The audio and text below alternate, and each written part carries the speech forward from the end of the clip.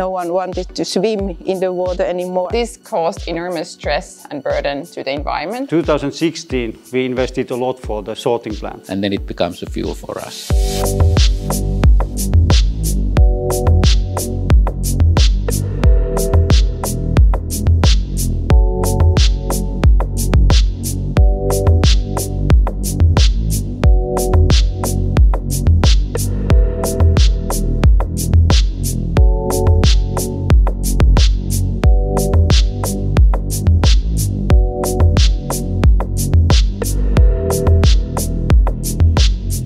Lahti has a history as a very traditional industrial city. So after the World Wars, the city urbanized really fast. There was a rapid industrialization. All the waste, the wastewaters and the domestic municipal waste, that was all dumped into the lake. Actually, there were swimming beaches which had to be closed because the water was too dirty. The first step was that the city stopped dumping the waste there, and all the wastewater started to go through a wastewater treatment plant. And of course it was maybe expected that now the lake will recover, but still those blue-green algae bloom, and it was all the time green water, even in the 80s. Then they started to wonder what has happened in the lake.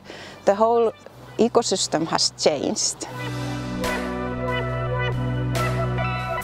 The pollution of the lake water caused high levels of mineral nutrients, which dangerous blue-green algae feed on. The algae cause oxygen levels to sink, which makes other species disappear. In the 80s, a huge restoration project started. So they restored basically the whole food web of the lake. At the time, it was the largest food web restoration project in the whole world. It was also the first one in Finland, and after that it has been applied in many other lakes.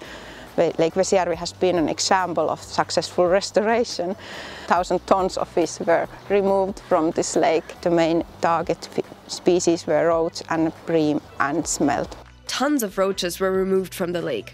Roaches are a species of fish that feeds on plankton, which helps regulate blue-green algae. The roach population was reduced to 20%, and the amount of plankton increased, and that reduced the harmful bacteria in the water.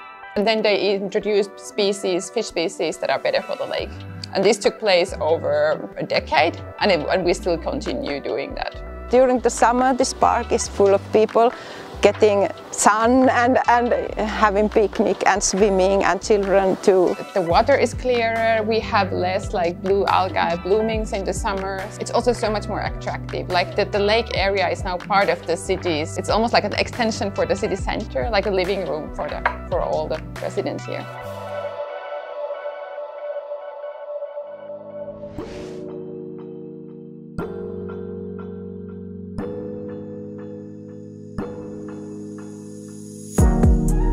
So, in addition to cleaning the lake, one key point is the waste management system that we are now able to utilize 99% of all the waste.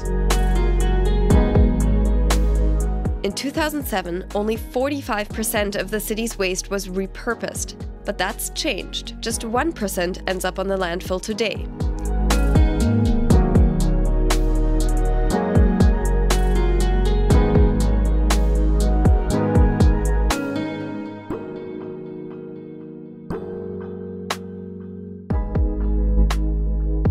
In total, there are 7 types of trash: organic waste, paper, cardboard, glass, metal. But there's also a bin for flammable waste and one bin for the rest. If you are sorting the waste material at the source, yes, that's the best way to increase the recycling rate. No machinery can do it if you have mixed or spoiled. But basically we are separating from the mixed waste materials that can be recycled. Plastic is the main material that will go further for processing or for recycling. Paper, cardboard, glass, metal, and some plastics are recycled.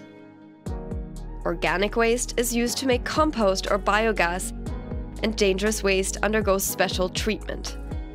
The rest is burned to produce energy.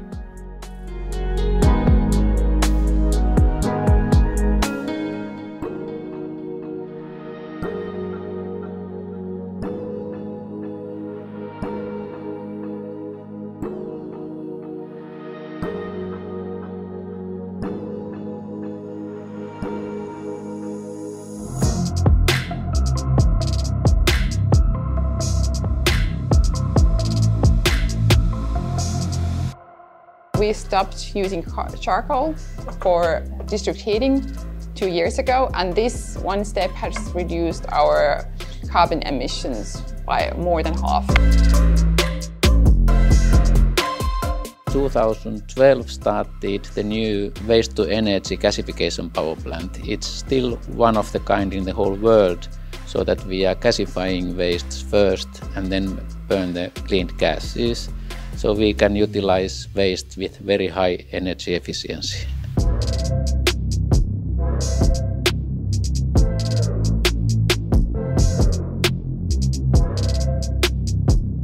We have 250,000 tons annually, and we make 50 megawatt electricity, 90 megawatt district heat. So traditional waste-to-energy plant would make about 20 megawatt electricity and about 50 megawatt district heat. So we are so much more efficient. Then the new biomass power plant, it's combusting all kind of wood wastes. So it can be bark from the wood or branches or, let's say, residues of forest industry, wood industry. But we are not cutting the trees to become a fuel. We take the residuals from the wood to become a fuel for us.